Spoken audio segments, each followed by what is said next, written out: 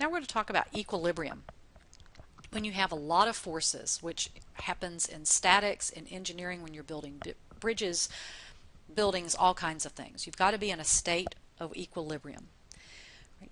Means the forces are all balanced, and in other words, the resultant equals to zero. All of the forces add out, and that's what keeps things in place. So here we're going to have three different forces, and we want to know what is another force that would keep this in equilibrium. Thinking about tug of war, let's say you have three people pulling on an object and they're pulling, it's going to move. So I want to have a fourth person pulling, and where that does this object right here doesn't move at all. Right? So how am I going to do that? Well, I have to find the components. Right, so let's label this. Force 1 is 150 pounds at 110 degrees. Well, 110 degrees, that's probably this one, because I'm in the second quadrant. F2 is at 180 degrees, so that's got to be this one. And that's 75 pounds. And then we have 240 pounds at 35 degrees. So they've told me all the angles and they've told me the magnitudes. It's going to be really easy to write those in component form. So force 1.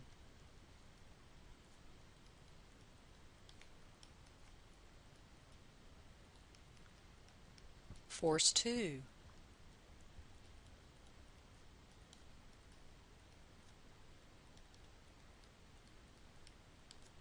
And force 3.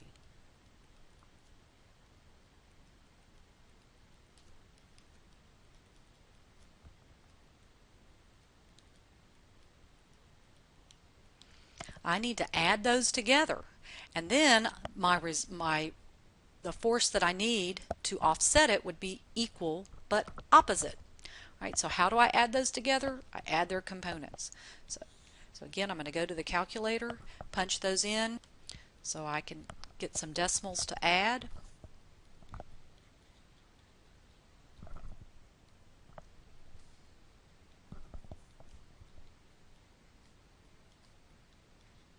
We should have known F2, should have been able just to write that answer down.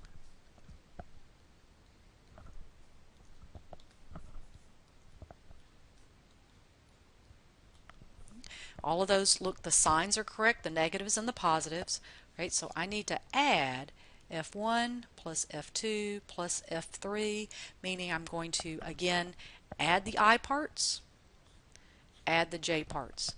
When I do all of that,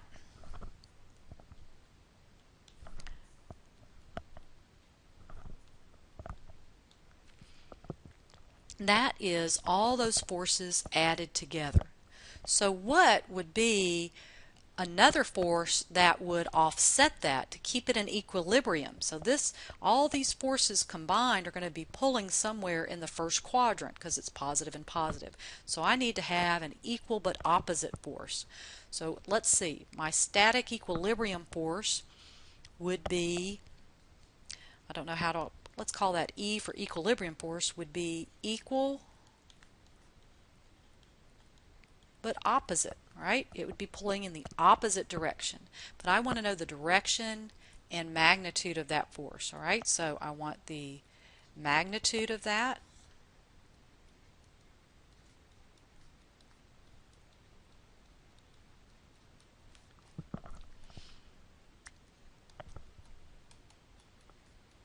Okay, so I need to be pulling 285.40 pounds, but in what direction? Right? What direction? So theta is going to be the inverse tangent. And again, I want the direction of this vector, negative and negative. Where is that? That's in quadrant 3.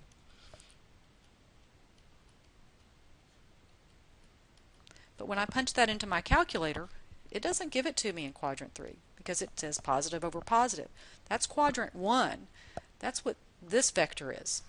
I need it opposite of that. So if I'm in quadrant 1 at 54 degrees, I need to be exactly opposite. So I need to add 180 degrees to my answer and get 234.6 degrees. So again, here's my magnitude and direction of the force that would need to be applied to keep those three forces in equilibrium. Actually, I misspoke. All four forces would then be in static equilibrium.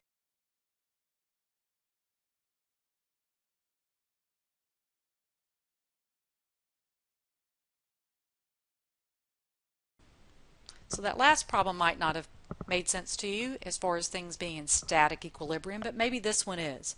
If you have something suspended and it's not falling and it's not moving, it's in static equilibrium.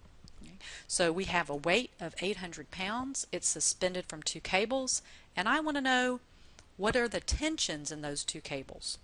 There's actually instruments that can measure those tensions. You may have seen them on different TV shows, or maybe you've worked in that type field. But we get to do the math. We don't get to just measure it on a scale. How can we do that? Well, we know that the forces are balanced, but what are those forces? Well, let's see. We need to label them. This one is being pulled up because it's going to offset that weight. I'm going to call that tension 1. Then I have this force. I'm going to call that tension 2. And this 800 pounds, well, where is weight directed? Straight down. So I know the magnitude of that force is 800 pounds. Well, if they're in equilibrium, all of the forces, the net sum is 0. So again, I need to find their components, add them up, and now I've got to do a little bit more algebra. But again, we've got to get some angles, so we need to put it on some type of XY coordinate system. Okay, so if I make that the origin,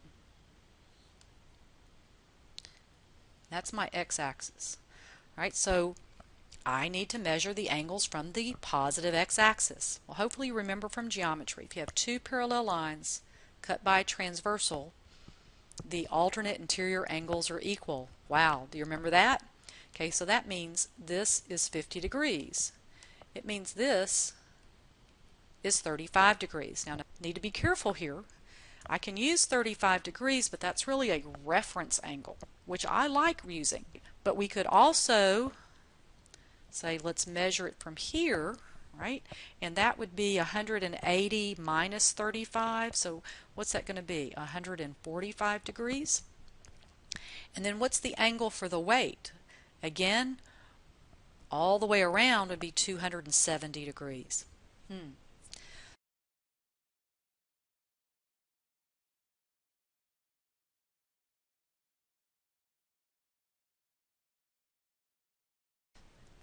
Let's give something a try.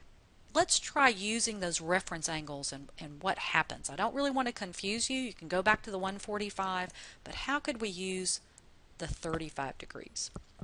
Let's take it one step at a time. Let's take T1. We don't know its magnitude. I'm just going to call that T1. So that would be times the cosine of 50 degrees in the I direction, plus T1, whatever that magnitude is, times the sine of 50 degrees in the J direction. Because I've drawn my coordinate system the way I have, T1 is in quadrant 1, so everything's positive. T2, well, that would be its magnitude, but if I use cosine of 35 degrees, because of that reference angle, I have to take into account that I'm over here in the second quadrant, so I need to make this negative.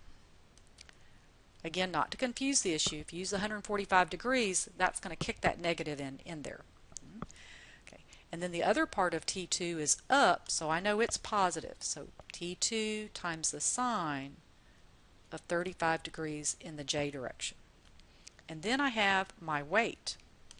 Well, where is it? Is there an X component? No, it's straight down. So there is 0 in the I direction. And since I'm calling up positive, I'm calling this negative down. So that's negative 800 in the J direction. Again, you could get that by using 270 degrees and punching all that in, but hopefully you're seeing the picture. So again, I'm using the reference angle, and because of that, I had to put that negative in there to say I'm going left. For me, left is negative, right is positive, up is positive, and down is negative. Okay, now keep in mind, in order for these to be balanced, the I components have to equal to 0. So I'm going to call those the horizontal parts. Okay, so what are the horizontal parts? This, and this. So that means T1 times the cosine of 50 degrees in the I direction minus, T2 times the cosine of 35 degrees plus 0 has to equal to 0. If they don't, they would be pulling, all right? So in order to be in equilibrium, some of the forces has to equal to 0. The vertical parts, that's the J, I would have T1 times the sine of 50 degrees in the J direction plus T2 times the sine of 35 degrees minus 800. And that has to equal to 0. Now since this is all like terms, I could take out the I parts, all right? And since these are all like terms, I could take out the J parts, and that's what I'm going to do. So I have these two equations, T1 times the cosine of 50 degrees equals, I'm taking this to the other side, that's 0, equals positive T2 times the cosine of 35 degrees. Here I'm rewriting this.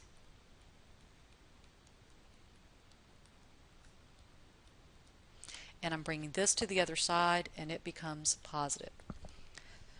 I'm supposed to solve for T1 and T2. Here comes algebra. This is a system of equations with two variables.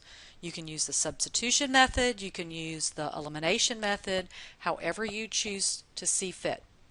Remember, the more you round, the less accurate your answers are going to be, so I would just suggest to be careful.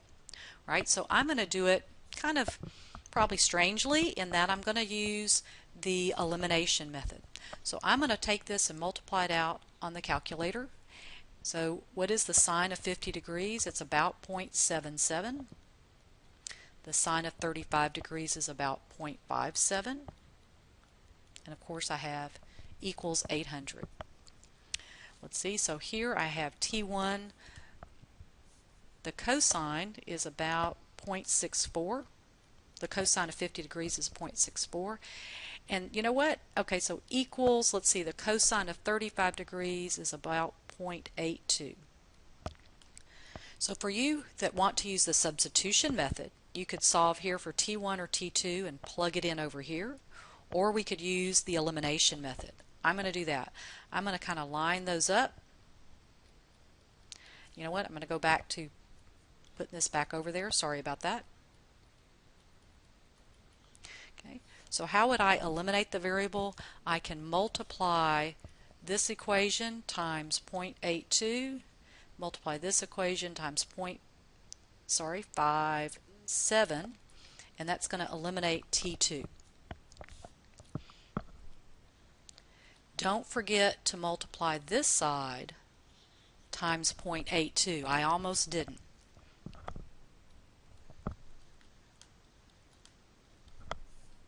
Oops, that's going to be minus because of that.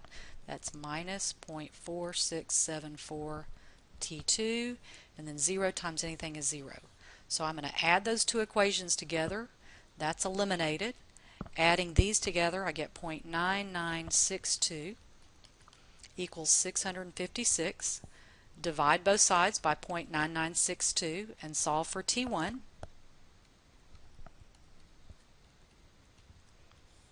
And the tension in the first cable, or on to the right, is 658.5 pounds. Now how can I get T2? Well, come back to some equation and plug it back in. I'm going to come back here and say, all right, 0.64 times T1 equals 0.82 T2. Divide by 0.82.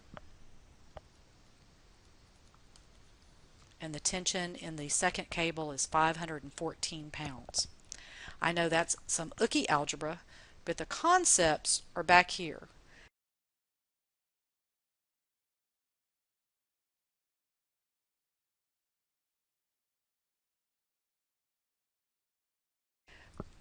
We want to take those components and then Look at the horizontal part and set those equal to 0, the vertical part and set those equal to 0, because it's in static equilibrium, the sum of the forces has to be 0.